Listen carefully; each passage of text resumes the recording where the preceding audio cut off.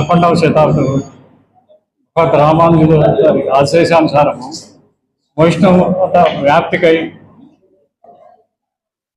ఊరు వాడ తిరిగి ప్రజాబాహుళ్యంలో వైష్ణవతాన్ని వ్యాప్తి చేసిన వారు శాతాదశ వైష్ణవులు. శాతాదశ వైష్ణవులు హరిదాసులు, భాగవతులు ఉండటం మూలాన ఆర్థికంగా బలహీనమై బీసీడీ గ్రూప్లో మద్రాస్ గవర్నమెంట్లో చేర్చడం జరిగింది. దాన్నే బీసీడీ గ్రూప్లోనే 28వ నంబర్గా ఆంధ్రప్రదేశ్ ప్రభుత్వం నిర్ణయించి కంటిన్యూ చేస్తామన్నారు. కానీ స్వాతంత్ర్యం వచ్చి 79 సంవత్సరాలైన శాతాదశ వైష్ణవులు ఏ విధమైన అభివృద్ధికి నోచుకోలేదు. ఎందువలనంటే నిర్దేశితమైన వృత్తులు లేక ఉపాధ్యాయులుగా, పూజారులుగా, చిన్న చిన్న వ్యాపారులుగా మనుగడ సాగిస్తున్నారు. ఆర్థికంగా బలహీనులు. అంగబలమా? లేదు, జనాభాలో చాలా తక్కువ. కానీ సాంప్రదాయపరంగా అనేక మంది అర్చకులుగా, పూజారులుగా రాష్ట్రంలో పనిచేస్తున్నారు. శాతాదశ వైష్ణవుల యొక్క బాగోగులకై ప్రభుత్వం తప్పకుండా సహాయం చేయాలని ఉన్నవి. గౌరవనీయులైన ముఖ్యమంత్రి నారా చంద్రబాబు నాయుడు గారు బడుగు బలహీన వర్గాలకి అనేక విధములైన సహాయ సహకారాలు అందించి వాళ్ళ అభివృద్ధికి నిత్యము శ్రమిస్తున్నారు. అదేవిధంగా శాతాదశ వైష్ణవులు కూడా ఒక కార్పొరేషన్ ఏర్పరిచి వాటిని యొక్క అభివృద్ధి పదంలో నడిపించడం మేము విజ్ఞప్తి చేస్తున్నాం. దేవాలయాలు అటువంటి వాటిల్లో మా వాళ్ళు చాలామంది ఆగమ శాస్త్ర పండితులు ఉన్నారు. వాళ్ళందరూ కూడా శాతాదశ వైష్ణవుల్లో దేవాలయ కమిటీల్లో కూడా మెంబర్లుగా కూడా రాష్ట్రంలో మాకు ఎక్కడ ఒక కళ్యాణ మండపం కానీ ఏమీ లేదు.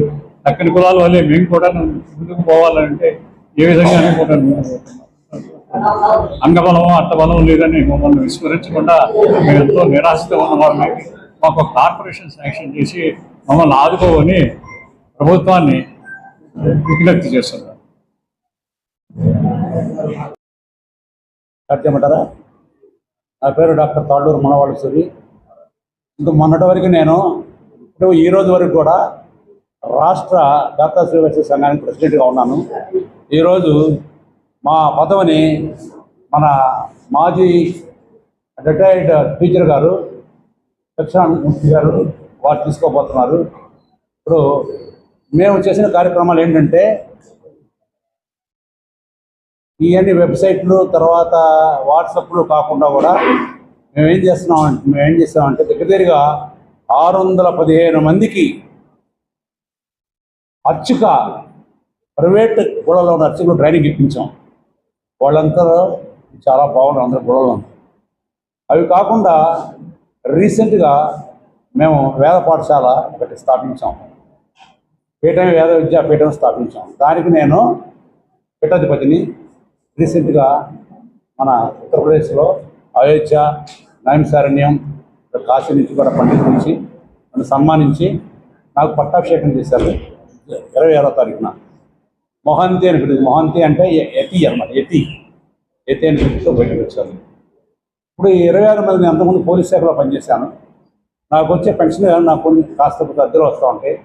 వాటితో అందరికీ ఫ్రీగా వేద విద్య, ఆగమ విద్య, సంస్కృత విద్య, ఈ 3 విద్యలని ఫ్రీగా చేస్తూ వాళ్ళకి వసతి కల్పిస్తూ తర్వాత భోజనం కూడా నేను ఫ్రీగా సప్లై చేస్తున్నాను. ఇది మా సంఘం నుంచి మేము మా కుల సభ్యులకు నేను చేస్తున్న సేవ. ఇంకా పెరుగుతున్నారు. ఇప్పుడు 20 మంది ఉన్నారు. ఇంకా 10 మంది కూడా రాబోతున్నారు.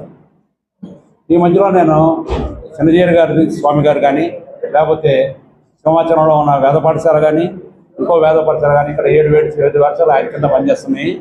వీటిల్లో మేము ఇప్పుడు ముందు 7th పొజిషన్లో ఉండి ఇప్పుడు 2nd పొజిషన్కి వచ్చేసాం. మా వాళ్ళు 9 మంది పాస్ అయ్యారు. 9 మంది కూడా ఫస్ట్ క్లాస్లో పాస్ అయ్యారు. ఈ విద్య వల్ల ఏంటంటే, ఒకటి ఆగమ పండితులు అంటే లోపల గుళ్ళల్లో పూజ చేసేవారు. తర్వాత వేద పండితులు అంటే బయటకు వేదం చదువుతూ ఉంటే వేదం మీద కూడా డబ్బులు సంపాదించారు. అలాగే 80 లక్షల రూపాయలు తక్కువ ఎవరికి శాలరీ ఉండదు. ఇది కాకుండా తిరుపతిలో సంస్కృత విద్యాలయం ఉంది, నేషనల్ సంస్కృత యూనివర్సిటీ. ఆ యూనివర్సిటీ ఏం చేస్తుందంటే సంస్థను డెవలప్ చేయడానికి ఎవరికైతే 30 years దాటిందో the people who are attaining of 30 years those people are eligible for certificate of course for 6 months. After that they will go for the diploma course for 3 years. There after 3 years degree course. అట్లా వాళ్ళు 8 సంవత్సరాల degree కూడా complete చేయొచ్చు. ఆగమ, వేద plus సంస్కృతం ఈ మూడు బాగా లింక్డ్ అనమాట. ఈ మూడింటిని ఒక్కసారి 24 సంవత్సరాలు విద్యను 8 సంవత్సరాలు ఇస్తున్నాం. వీళ్ళు ఐఏఎస్కి వెళ్ళొచ్చు, ఐపీఎస్కి వెళ్ళొచ్చు, దేనికైనా వెళ్ళొచ్చు తర్వాత అయిపోయిన తర్వాత, ఈ కోర్సులు అయిపోయిన తర్వాత. అందువల్ల 5 ఉపాధ్యాయులు కూడా పెట్టాం సంస్కృతానికి, హిందీకి, దాని తర్వాత వేదానికి, ఆగమ శాస్త్రానికి. మిగతా సబ్జెక్టు నేను స్వయంగా టీచ్ చేస్తాను సార్. గౌరవనీయులు, వేదికను అలంకరించిన గురు వృద్ధులు, పీఠాధిపతి స్వామివారు, మిగతా అందరికీ, వేదిక ముందున్న నా సోదరిమణులకు అందరికీ సాతార శ్రీ వైష్ణవ సంఘం తరఫున నేను పాదాభివందనం చేస్తున్నాను. అన్ని కులాల కంటే మా కులం పవిత్రమైనది. సాతార శ్రీ వైష్ణవ కులం BCDగా ఉన్నది. ఈ కులము బ్రాహ్మణుల కోవకు చెందిన కులంగా ఉండి అత్యంత వెనకబడిన వారున్నారు మా కులంలో.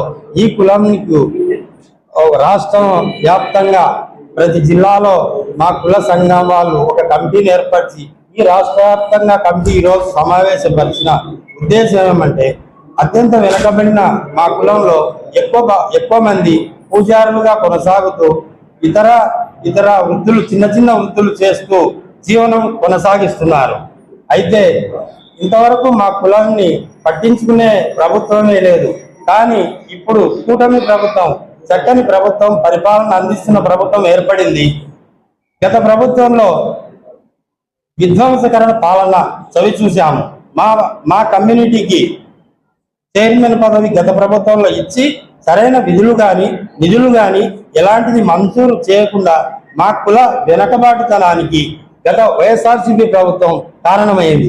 అందువలన దయచేసి మేము గౌరవ ముఖ్యమంత్రి వర్యులకు, అంతేగాక మన యువ నాయకులు నారా లోకేష్ గారికి యోగలం పాదయాత్రతో మన ప్రభుత్వాన్ని ఏర్పాటు చేయడానికి కృషి చేసి ఒక ఒరవడిగా అభివృద్ధి కార్యక్రమాలు చేస్తున్నారు. అలాగే మా కులాన్ని, వెనుకబడిన దాన్ని ముందుకు తీసుకువెళ్లాలని మేము కూటమి ప్రభుత్వాన్ని అభ్యర్థిస్తున్నాము. ఖచ్చితంగా మాకు ప్రతి జిల్లా నుంచి ఒక డైరెక్టర్ని ఎన్నుకొని అన్ని జిల్లాలను, తర్వాత చైర్మన్ పదవిని ఇవ్వాలని, అది మా కులంలో వాళ్ళు ఒకరికొకరు సరిపోకుండా గతంలో